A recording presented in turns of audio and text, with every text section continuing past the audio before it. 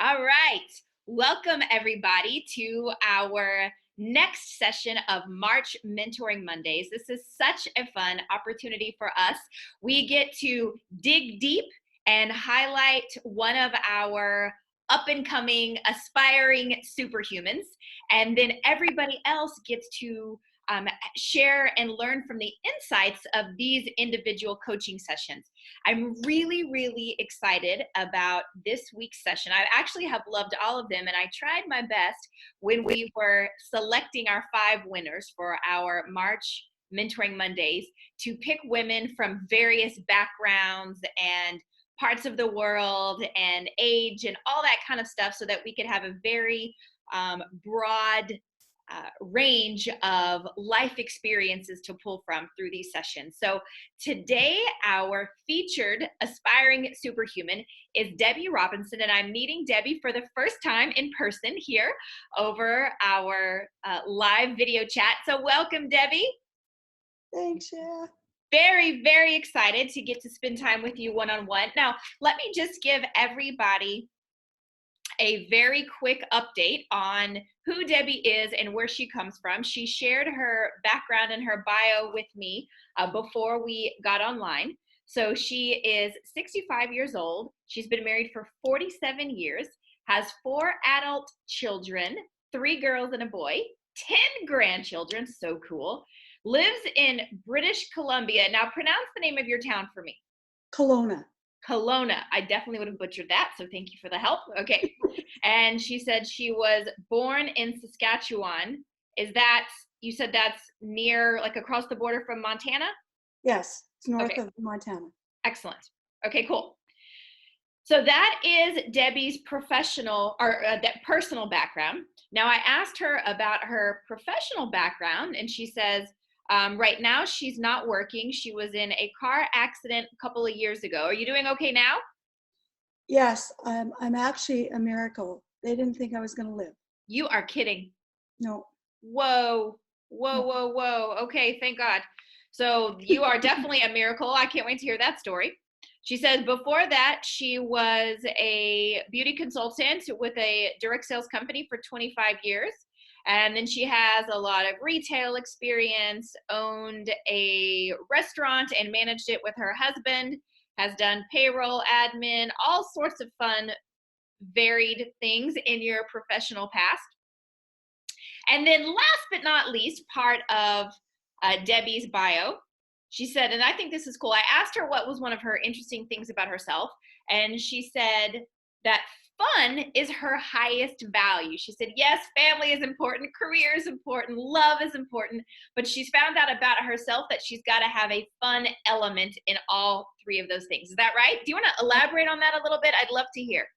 Well, I actually went to a workshop many years ago, and he was trying to we were to figure out our values. And I'd always struggled with it because everybody always has, oh, family's most important, or career is important, or, you know, all those things. And none of them sparked any sort of joy in me. And so the whole process for figuring out your value is you were to list some words and then pick your top 5, and fun was in there. And you know, your logical brain goes, well, how important, like fun, that's your highest value. And then you take your list and you go, okay, family, career, family, fun, family, love. And when I went through it, when I got down to it, fun was the most important with each one of those. Wow. So I went fun, yeah. And I think that's why I get distracted by shiny things.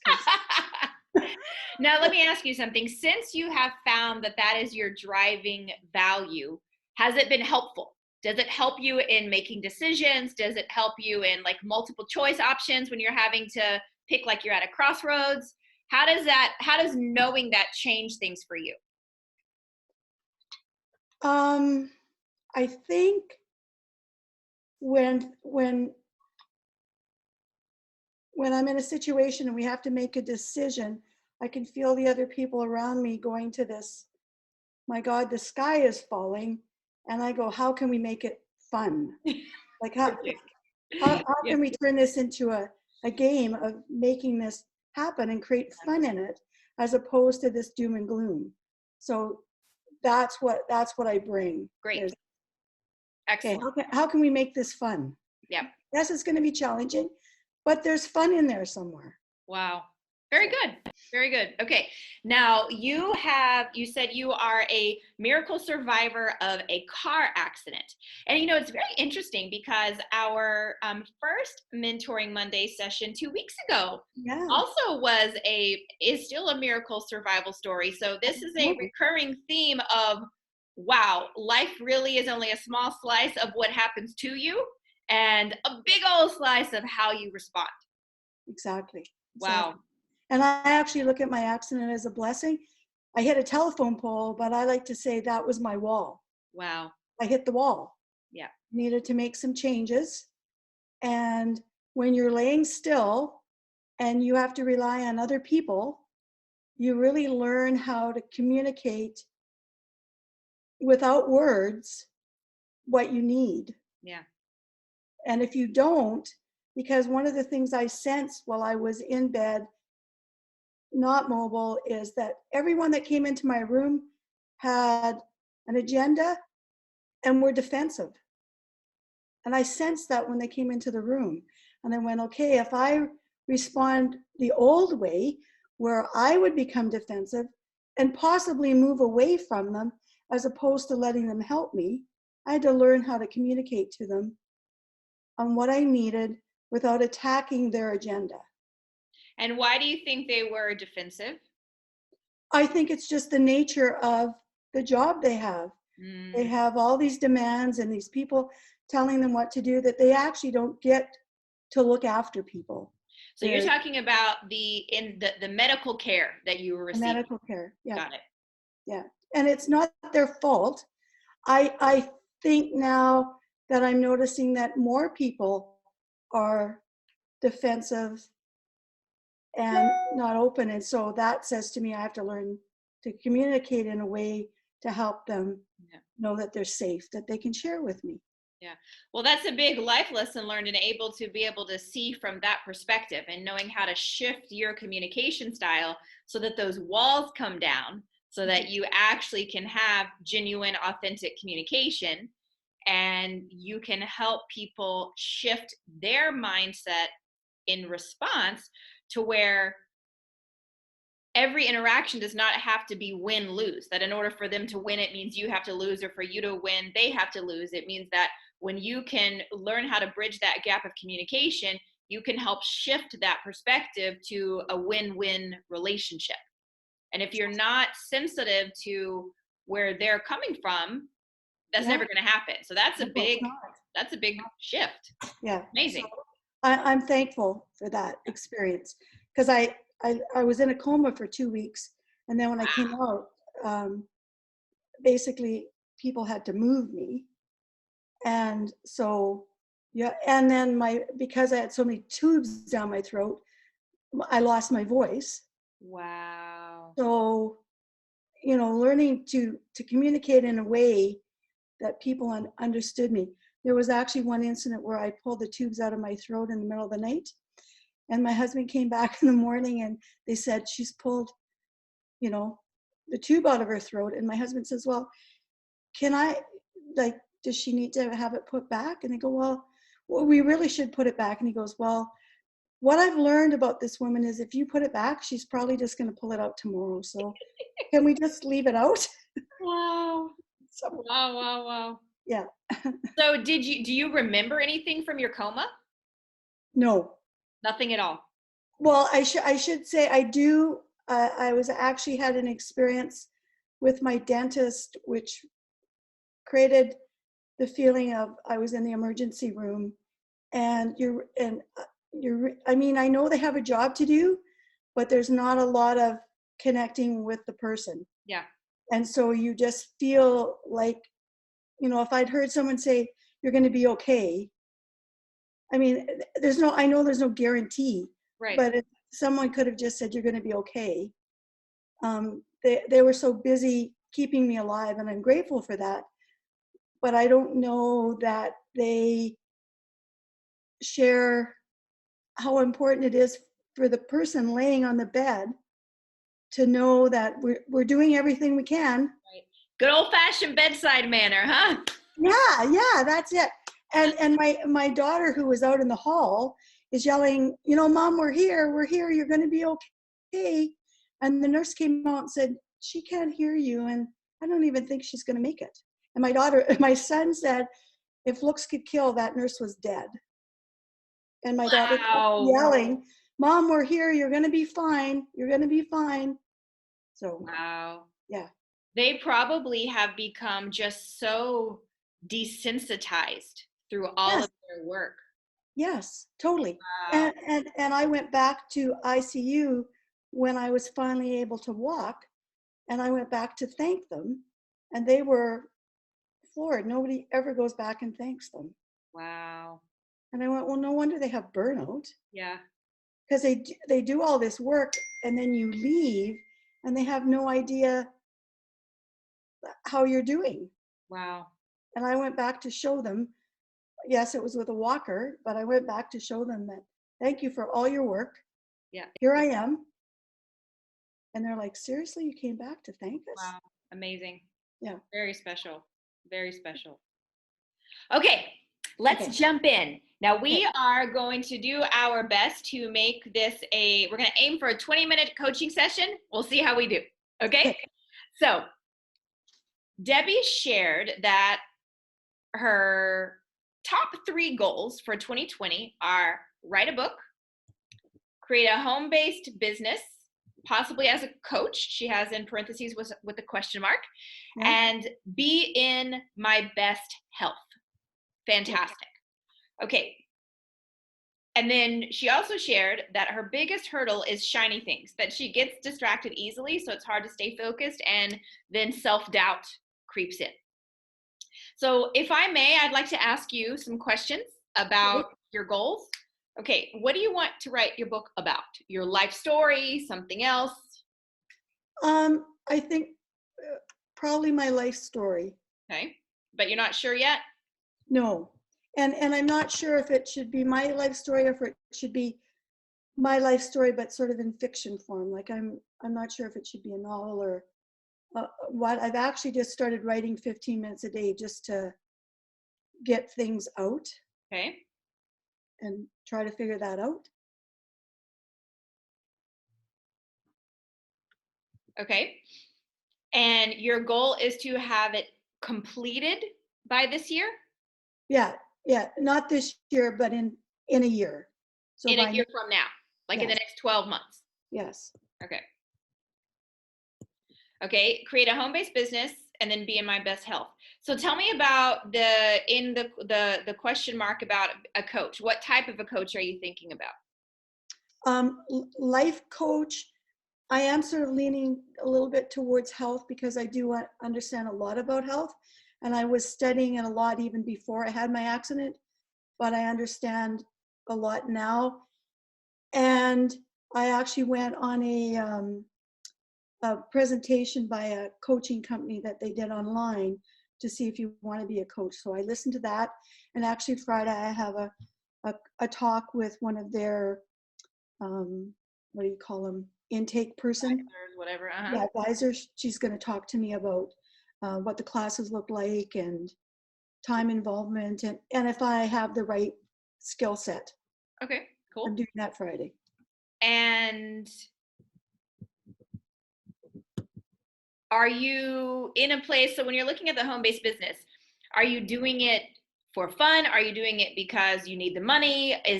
What's the drive behind it? I think my personal drive is to make a difference in people's lives. The money would satisfy my husband's um, need for me to be making money. Okay.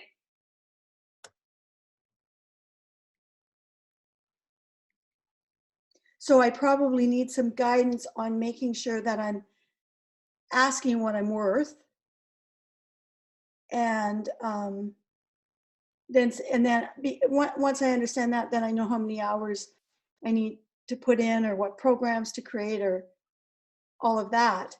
But money isn't my money's never been my focus. Yeah. Okay, but based on your family, your household needs, is your husband saying that it's an important thing that you need to bring in, or is it like, okay, it'd be nice? Um, I know I bring money in a different way. It's not like a career. When I look at our marriage over the 47 years, there's different things I've done. Like, for example, when we lived in a different city and we bought a condo to live there, and then we were planning on coming back to Kelowna, and when we sold, we made like $70,000. Well, it's because I staged it right. I did all those things to make, so it's not like I have a 9 to 5 job, but when push comes to shove, I can create some cash. Yeah. So I just need to develop that skill to be doing it more consistently. Okay, sure. And then be in my best health. What does that mean to you? Well, what I've discovered with my accident is when I came out and I'm struggling to move around, and I looked at all the people who were my friends in my same age group. And when you're away from everybody for that length of time, you really see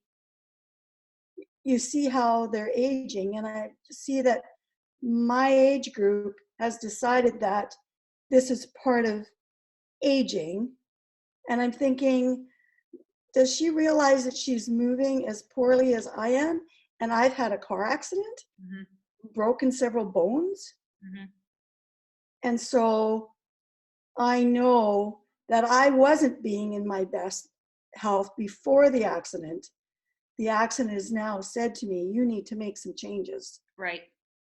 And so I do some sort of movement every day. The past 2 weeks I've been walking without my walker. Oh, wow. It's brand new, huh? Yeah. Amazing. And that was the thing I shared with you, that I had that goal of getting rid of the walker. Yeah. And then I went, oh, it's not, like I judged it like it wasn't happening fast enough, instead of going, be patient, it's happening. You said April. You've already gotten rid of the walker. What are you talking about? Yeah. So, yeah. Yeah. Okay, so what does your best health mean to you? What does that look like?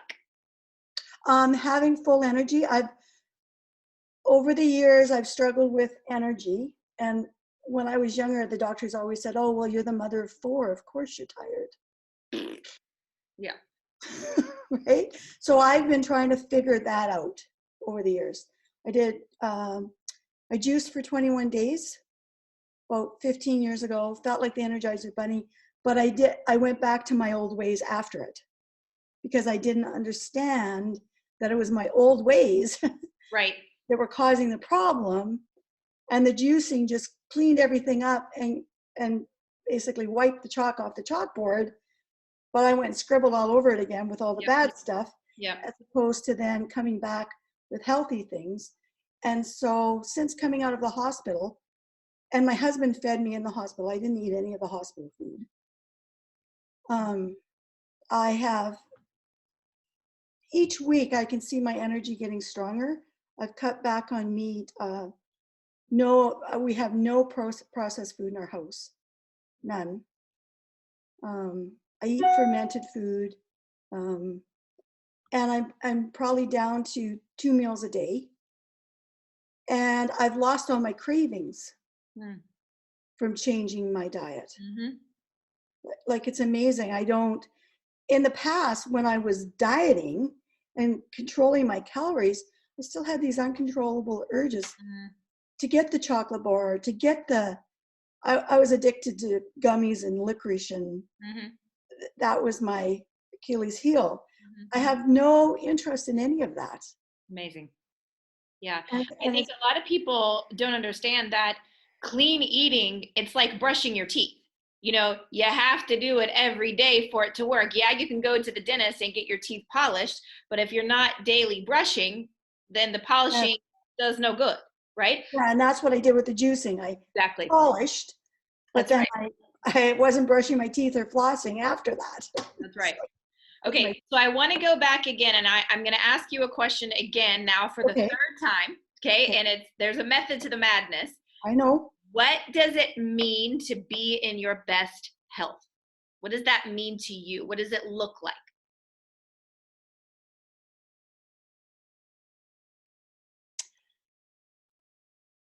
That I live, that I have longevity, and I live it full of energy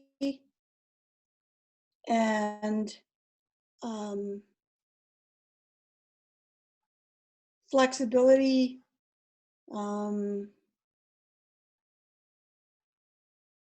It's the longevity. I want to live a long time. I have things to do. I hear you, sister. Okay, so I would become very, very clear on this piece. Okay. Okay. I would definitely invite you to spend some time writing down what my best health means to you.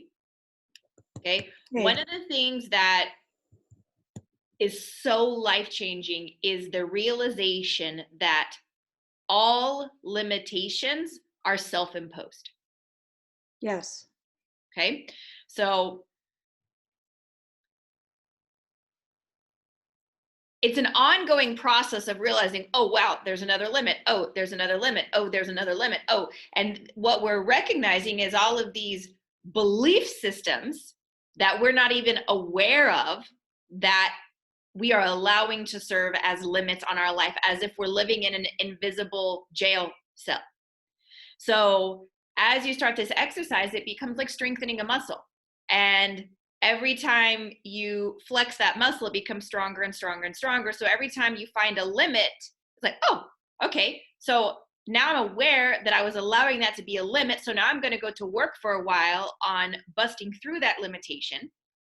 And then as you go through that process, it's like, new level, new devil. So you get to a new level and then you find a new limit and a new level and you find a new limit. So what I Okay. have found is that it's a never ending exercise, but it's something that is so empowering and so freeing to do.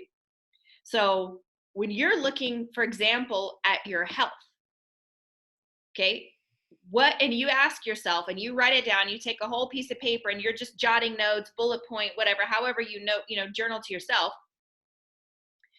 Just think, if I had no limits, what would my best health be like? What would my health have to look like where I were pleased, proud, and satisfied? I were like thrilled and elated that I'm in the best health of my life, or the best health, whatever that would mean, whatever that would look like for you. Become very clear and articulate with it. Because the more articulate your goals and dreams are, then the better chance you have of achieving them. My dad, I'm from Texas, and of course they're big hunters. And my dad is a hunter, and he would, always say to me as a kid, when they were, doing bow practice, he would go bow hunting, and he would say, it can be challenging to hit a moving target, but it's darn near impossible to hit an invisible one. So we have to be clear on what it is that we're aiming for. Okay. Okay. Yep. Now, you asked me a few questions, and we're going to jump into those, and then I'm going to ask you, I'm going to kind of come back and weave your goals into the questions that you've asked me. Okay. So Debbie had 4 questions for me. Question number 1 is, what are clues in my story that will help me figure out my purpose? Question number 2, what habits can I create to stay focused? And question number 3, it was 3 questions, not 4. Question number 3 is, what books for personal growth or development would you suggest for me based on what you see in me? And I'm purposely going to save that one to the end, because I think I'll be able to answer that better based on the rest of our conversation. Okay. Okay. So what are the clues in my story that will help me figure out my purpose? So I'm going to ask you a few questions, and these are not necessarily questions that you have to have an instant answer to. Okay. I think as you think through these over the next few days, maybe it's going to help give you some insights. Okay. The first question I would ask you is, what do you dream of doing? Okay, so if money were no limitation, money were no object, and you knew you couldn't fail, what would you dream of doing? Okay, are you laughing because you have no idea, or are you laughing because you know? Well, yeah, I'd like to run the world. Okay, fine. So if you knew you couldn't fail and money were no limitations, what would you dream of doing? That's one thing I would put some serious thought into. Okay. Next thing I would look at is, what do you feel is missing in your life? Okay. In other words, what problems need to be solved? What problems need to be solved? Okay. Okay. And then the third question, and then you're going to see how kind of all these fit together. The third question is, what contribution would you like to make on the world? Okay. What do you feel is needed in the world around you? It could be locally, it could be globally, it doesn't matter. Okay. Now, as you start to think about these three questions, it's highly, highly likely that you're going to find an intersection of those three things.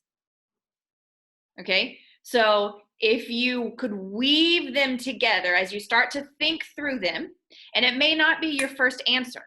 It may be you need to ask yourself several days in a row and ask it again and ask it again and ask it again.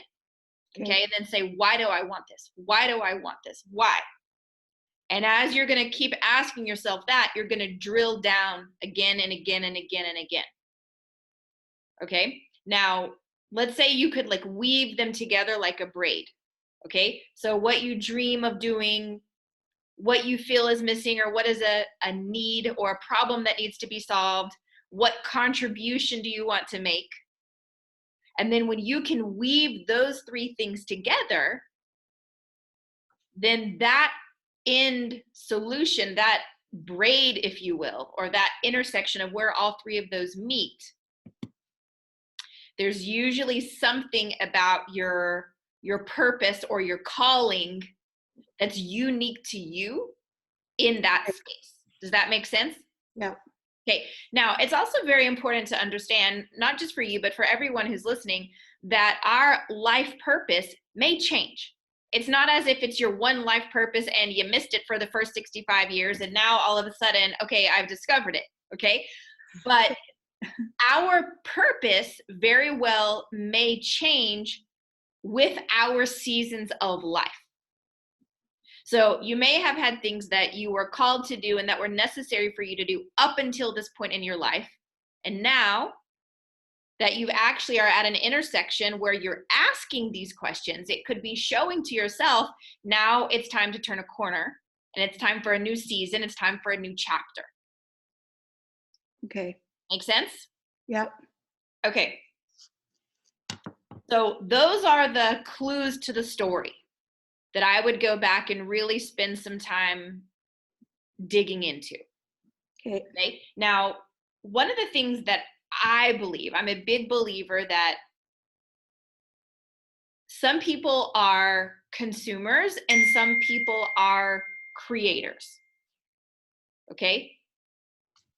And what does that mean? So if you find, for example, that you love coaching, you love helping other people, okay, that means that you are more than likely a creator as opposed to a consumer.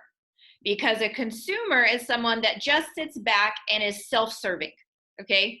Just it's all about me. What do I want to do? What do I want to have? What do I want to, like, you're consuming, okay? Whereas a creator would look and say, okay, if this is my situation, you know, God doesn't give me these challenges just so that I can solve the problem for myself, but God gives me these challenges so that I can turn them into opportunities to make a difference in the world around me through overcoming these challenges. Okay. Make sense? Yeah. Okay. So just based on what you're telling me, I have a feeling that you have some creator in you. Do you agree? Yes. Okay. So then it's it makes a lot of sense that some sort of a home-based business or some form of a coaching business could resonate with you. And it would be a great intersection for you and your husband, that you're contributing to the world around you and you're also contributing to your family finances at the same time. Now, how much you're worth, first of all, that's up to you. But one of the things that I have learned is that the better we become, the more of an asking price we can demand, because it's like, the intersection of supply meets demand, right? So you'll of course have to find out to this coaching company that you're speaking with this week and find out how they do their pricing structures, see if it's something that you feel comfortable with. You may even say, like, do they pay a percentage? Do they pay hourly? Like, figure out all of that and then say, okay, is that an amount that I feel good about, that I could get excited about? And it's also, if I'm assuming it's a starting point. And so then, of course, it could and would go up from there. And as your skills get better, as you get more experience, then you're going to be able to also ask more and create more with each of those opportunities. Okay. Make sense? Yep. Okay. Now, you also asked, what habits can I use to stay focused? So my question back to you would be, well, focused on what?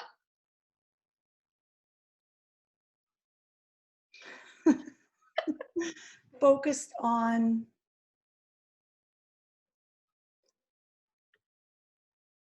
I guess, developing me.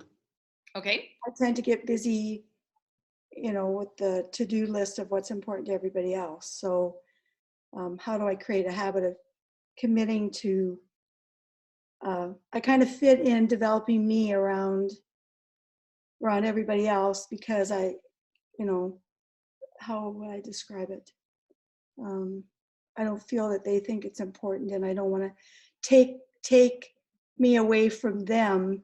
And so I try to, like, I get up at 5:30 so that I can do a lot of it, but I'm still like I'm ferocious for knowledge and I want to learn, but I have to kind of do it secretively, and then I get distracted, and then life kind of goes sideways and I don't have my time, and I get distracted with creating a habit of developing me.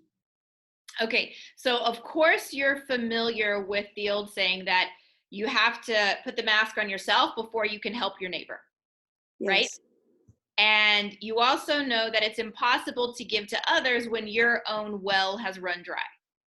that's right. When your bank account is empty, you can't help other people, and you can't give away what you don't know, what you don't have, right? Yeah, So it's very, very important that it's a shift in perspective, that it's not that you're putting the priority on yourself, as in you're taking your priority off of other people, but it's that it's a cycle. So you have to invest in yourself so that you have what to give other people. okay. And I guess from that too, I'm not sure where to start with the investment. No, it makes sense. It makes sense. But I just want to make sure none of it's going to work, none of it's going to stick if you don't have that awareness. Okay? Yeah. So here's the thing that I think a lot of people don't understand, how simple it is. It really is, when the pin drops, you're like, duh, okay? Clarity is the key for all champions. Okay. Okay? So we have to become crystal clear on what it is we want, where we're going, and why. And that why is your fuel. That is your clarity that keeps you focused. Okay. So Even you saying that, I feel clarity on what I should do next, understanding my why. If I want to make a difference in the world by coaching, I need to perfect my communication. Okay, great. And so that's where I need to start, because right now what I'm doing is just taking in all this information, and I actually feel overwhelmed by all of it. I know I need the personal development, but I feel like I'm just dumping so much on myself that it looks like they're like a bunch of shiny things. I better learn that, I better learn that, I better learn that. Okay, so I Instead of, definitely hear what you're saying. I totally hear what you're saying. And when you get into the personal development world, it can feel overwhelming because it never ends, right? But yeah, that's a good thing. So first thing we have to tell ourselves is being overwhelmed is a choice. okay, never Okay. heard that before. And this is something that you want to write down and indoctrinate it as part of your self-talk. Okay, Okay? Every time you start to feel yourself going in that direction, nope, being overwhelmed is a choice. Now, it's a reactionary default subconscious choice most of the time, but it is still a choice nonetheless. okay, Okay. So it's one of those self-imposed limitations that we were talking about earlier, right? okay, So if I understand that being overwhelmed is a choice, and I'm going to flip that and say, well, I'm going to choose not to be overwhelmed, that instead of being overwhelmed, I'm going to be empowered. So how do I do that? One of the things that I like to do specifically in regard to personal development is I keep a running list. I keep a running list of all the things I would like to learn. For example, books that I want to read, courses I would like to take, et cetera, et cetera. Okay. okay, And once a year, I put together a personal development plan for myself, almost as if it's a curriculum. Like I'm going to take a college course that I've built for myself. okay, Okay. And I have this running list. And at the time of year that I map that out for the year, I'll pick the ones that I'm going to choose to do this year. And then anything new that pops up into my world, I put it on the list. It goes on the list. It goes on the list. Okay. okay, Then if I am going slower than I thought, well, okay, fine. They just all move back a bit. Or if I'm going faster than I had planned, then I can go back to the list and pick up and bump them up faster. But they don't just they don't fall out of the sky, and I don't do them today. okay, Okay. If something comes up, if someone recommends a new book to me, I put it on the list. If in my Facebook feed some really cool seminar pops up, it goes on the list. Whatever the case is. And that's how I can manage the overwhelm, is because I'm not afraid I'm going to forget about it because it's on my list. But it's also not becoming a mental time bomb in my head that I'm constantly thinking about it. right, because it's using up space, Exactly. And that mental missed opportunities. clutter, yeah, there's no point for it. Okay. So, but again, knowing your why you want to do what you're doing, helps you decide which of these personal development programs should be first, second, third, how far back they need to be, et cetera, et cetera. And then you can prioritize them based on order of importance in relation to your why. Okay, Make sense? yes, totally. Okay, then the last thing I would say, actually, it's perfect timing because it leads us to what books for growth and personal development would you suggest based on what I see. So it sounds like you could also really benefit from just some time management and some focus management and some priorities management. Is that correct? Yes, Okay, so there are two books that come to mind immediately, and maybe you've read them, maybe you haven't, but actually I'm going to tell you three books. And these were books that actually I read all three of these books, I don't know, maybe 15 years ago, and they were really the foundation of my personal development journey. okay, And they were all such You know, by divine providence, I came across one of them right after the other, and they were just like bombshells of awareness and awakening for my life. Okay. One of them was called, actually, two of them were by John Maxwell, and one of them is by Jack Canfield.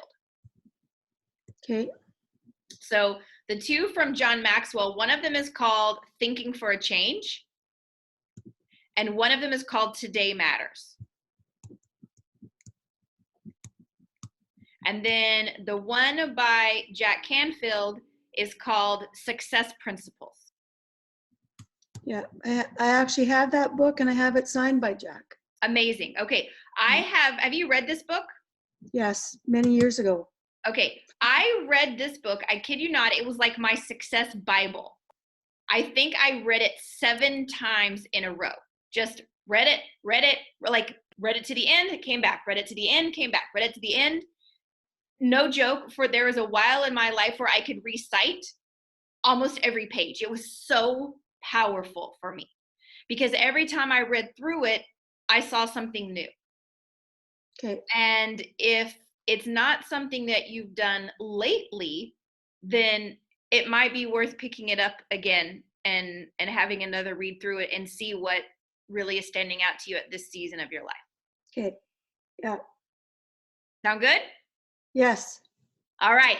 Any Awesome. last questions based on what we've discussed before we wrap up? No, I think I feel that I have a lot more clarity. Every time you said your why, I could see that, and I could see how picking the 3 books, because I get books from the library constantly, trying to find the book that's going to give me the answer. Yeah.